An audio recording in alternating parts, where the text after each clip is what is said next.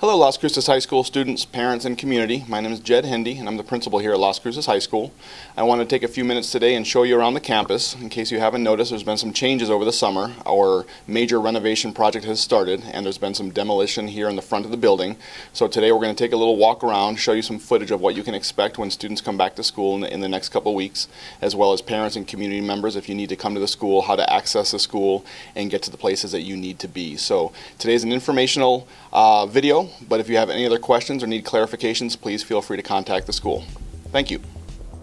Okay, so we've decided to start here outside of the vocational wing. The vocational wing has remained pretty much untouched for this phase of the project, but across the street from the vocational wing, you'll notice just to the right of the dirt mound there, they have paved over a small area that will become our parent drop-off zone. That area will be in the morning where parents are allowed to drop off their students, and in the afternoon where you can pick up students. There's some additional parking over there as well, and there will be a full-time crossing guard here to help students across the street in the morning, afternoon, or if you're leaving for lunch and you've parked across the street. So that is the only thing down here on the south side of the campus that has been changed thus far. Moving inside the building now, we're in the hallway, and I'm standing in front of what used to be the A wing, and obviously that's no longer here.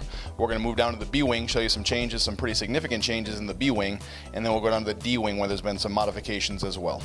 Okay, so as I mentioned out front, the library is no longer where it used to be, and we have to have a library here at Las Cruces High School. So I am standing in what used to be the hallway down the middle of the B wing. They took the first four classrooms of the B wing, Ms. Trevino, Ms. Mays, Ms. Johnson, and Mr. Jones, knocked those walls down and combined it into one big area, and this will be our library for the next couple of years. Once we move into once phase one is completed, there will be a brand new library area, but for temporary purposes, this will be the library for the next couple of years. It will serve every purpose that we had in the old library. It's a little bit smaller, but all the books, all the resources, all the computers will still be here for students to use.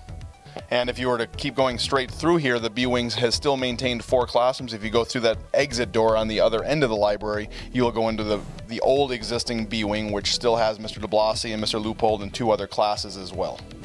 Okay, I'm now standing in the D wing, and what used to be Mr. T's science class and science lab, D38, has been converted into a fully functional registration area, counseling area, and any other needs you have for scheduling purposes are now in Mr. T's old classroom. Let's go take a look.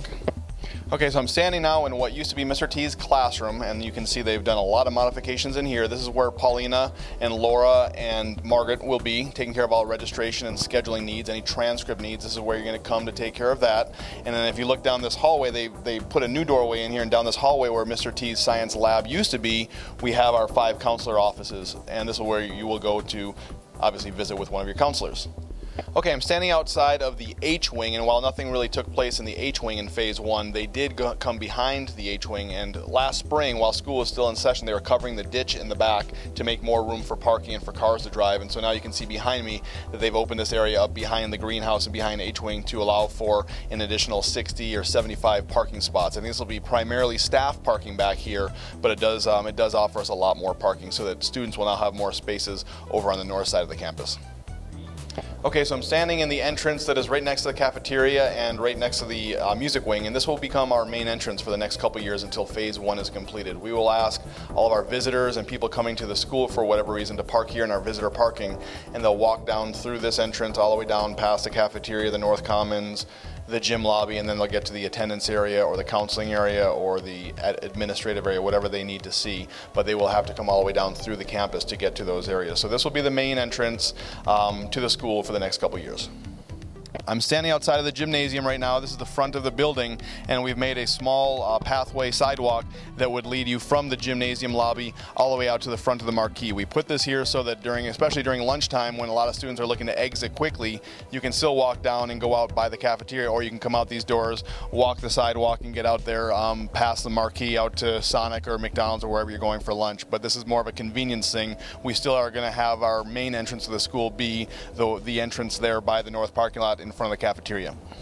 Okay, so what you see here is a view of the front of the building from the vocational wing looking north, and you'll notice obviously that the A wing and the library, in addition to the administrative and the counseling areas, are gone. And the work this summer has been primarily done to clear this area for the new instructional buildings that will be built as part of Phase 1. Phase 1 culminates with two-story buildings, being one built on this side of the street, where pretty much where the tractors are, and one on the other side of El Paseo, both being connected by the over-the-street bridge. And so that will be the end of Phase 1, and that is supposed to be completed within about 2 years from now. So that's the goal, but the work this summer has been pretty much to clear this area, and then the bulk of the work goes up towards El Paseo and kind of out of our way, which will be nice.